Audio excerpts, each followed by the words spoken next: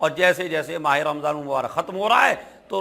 ان کو تو خوشی ہے ہی جو روزہ رکھ رہے ہیں، مگر ان کو ان سے زیادہ خوشی ہے جنہوں نے ایک روزہ نہیں رکھا، بہت زیادہ خوشیاں منا رہے ہیں، ارے عید آ رہی ہے عید آ رہی ہے۔ تو معصومین کی سیرت پہ چلو، ہونا تو یہ چاہیے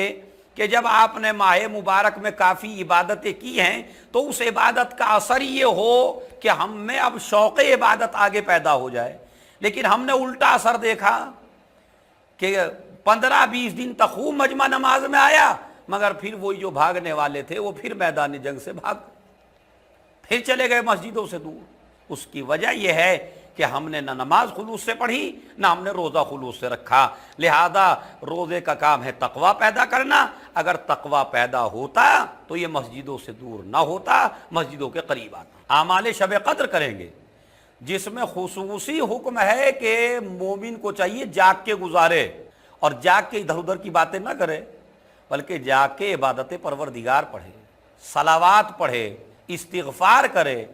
قرآن مجید جتنا زیادہ ہو سکے اتنا پڑھے، کوئی چیز پڑھے نہ پڑھے مگر قرآن مجید پڑھے، اس لیے کہ یہ قرآن مجید کے نازل ہونے کا زمانہ ہے، اور اسی شب قدر میں قرآن مجید نازل ہوا ہے۔ اللہ اگر چاہتا تو معین بھی کر دیتا، مگر اس نے 3 تاریخیں اسی لیے رکھی ہیں تاکہ میرا بندہ مجھ سے زیادہ قریب ہو جائے اور میری عبادت کرتا رہے۔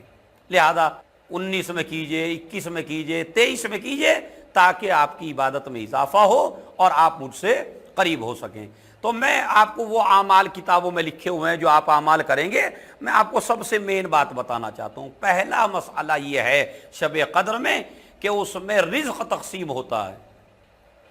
آپ کسی سلاطین کے سامنے مانگنے کے لیے نہ جائیے، کسی بادشاہ کے دروازے پہ نہ جائیے، کسی اقتدار پرست کے پاس نہ جائیے، اگر جانا ہے تو اپنے پروردگار کے پاس جائیے، اور اس رات میں اپنی رزق کی دعا کیجئے۔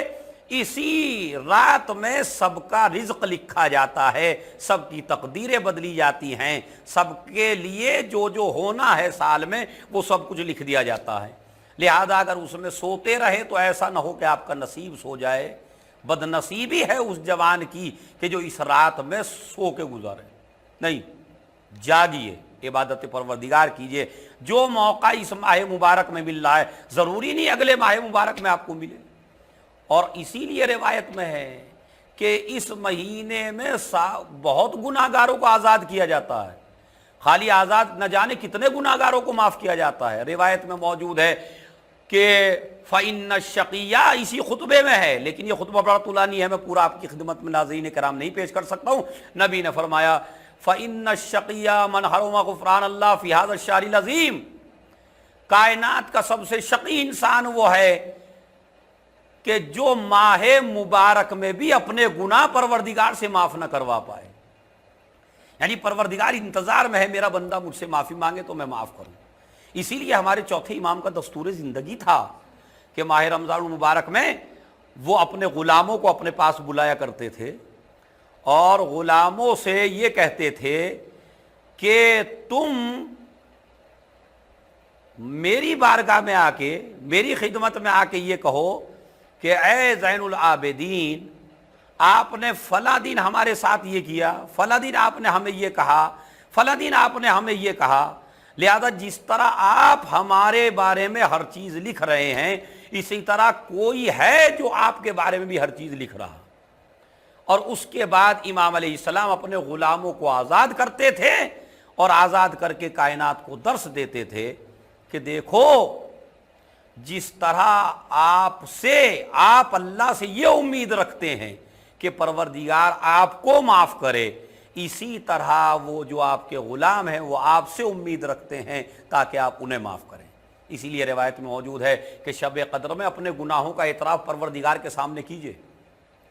پروردگار میں نے یہ ظلم کیا، پروردگار میں نے یہ گناہ کیا، پروردگار میں نے یہ چوری کی، مطلب جو بھی آپ نے گناہ کیے وہ چپکے سے، کوئی سننے والا نہ ہو، اپنے پروردگار کی بارگاہ میں، اور اس کے بعد اس سے معافی مانگیے، گناہوں کا اعتراف کر کے پروردگار سے معافی مانگیے۔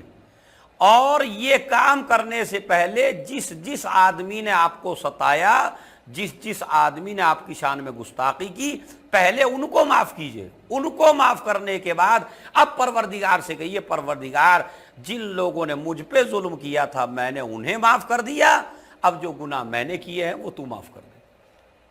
لہذا ناظرین کرام، یہ آپ کے لیے ایک فرصت ہے، آپ کے لیے اللہ نے ایک وقت مہیا فرمایا ہے، آپ خوش نصیب ہیں جو ایسی راتوں کو درک کر رہے ہیں۔ نہ جانے کتنے لوگ ہیں جو پچھلے سال آپ کے ساتھ میں تھے لیکن اس سال نہیں ہیں، تو موقع کو غنیمت جانیے، عبادت پروردگار سے دور نہ ہوئیے گا۔